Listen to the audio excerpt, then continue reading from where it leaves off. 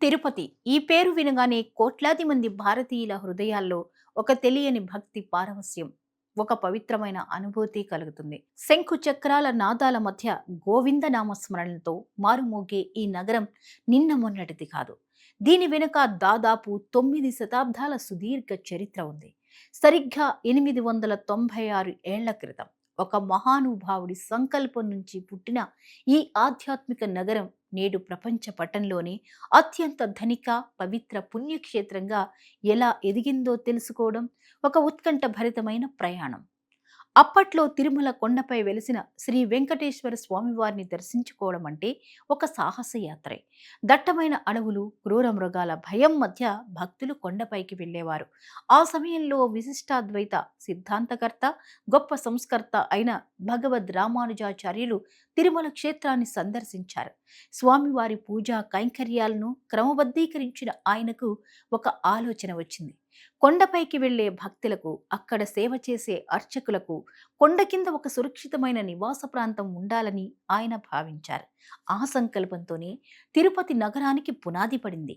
రామానుజుల వారు స్వయంగా శ్రీ గోవిందరాజస్వామి వారి విగ్రహాన్ని ప్రతిష్ఠించి ఆలయం చుట్టూ 4 మాడ వీధులను నిర్మించారు.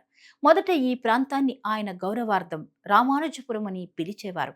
అప్పట్లో అది కేవలం ఒక చిన్న అగ్రహారంలా ఉండేది. కానీ ఆ పునాది వెనుక ఉన్న దైవిక శక్తి, రాబోయే కాలంలో ఇదొక మహానగరంగా మారుతుందని అప్పుడెవరూ ఊహించి ఉండరు. 1130 ఫిబ్రవరి 24వ తేదీన గోవిందరాజ ప్రతిమా ప్రతిష్టాపన, తిరుపతి అగ్రహార నిర్మాణ కార్యక్రమాన్ని ఆరంభించారు.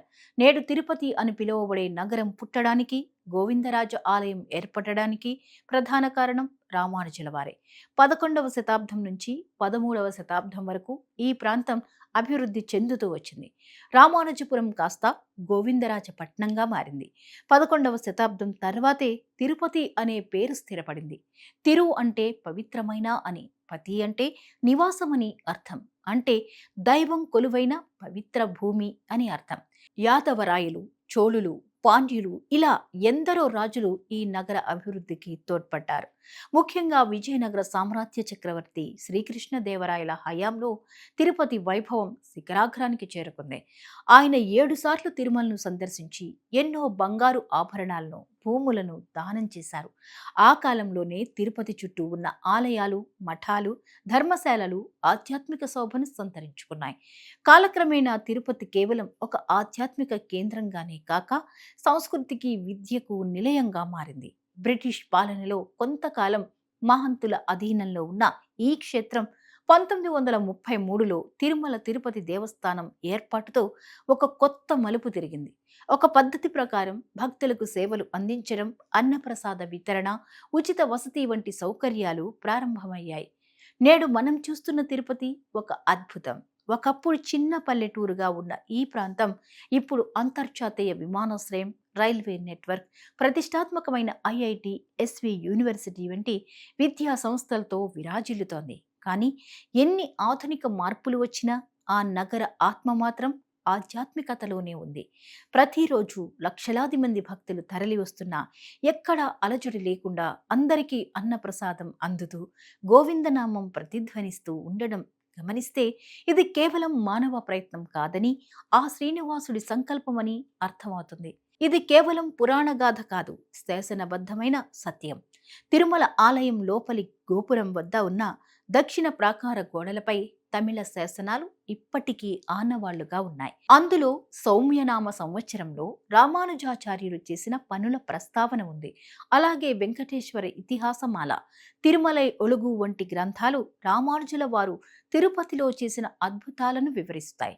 తిరుమల తిరుపతిలో ఉన్న ఆయన విగ్రహాలే ఈ చరిత్రకు సజీవ సాక్ష్యాలు.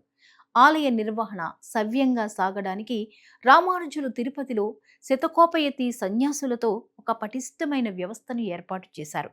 పాలనా విషయాలు, ఆధ్యాత్మిక కార్యకలాపాలు విడివిడిగా చూసేలా ఆయన చేసిన విభజన నేటికి టీటీడీ వ్యవస్థకు ఒక పునాది అని చెప్పవచ్చు.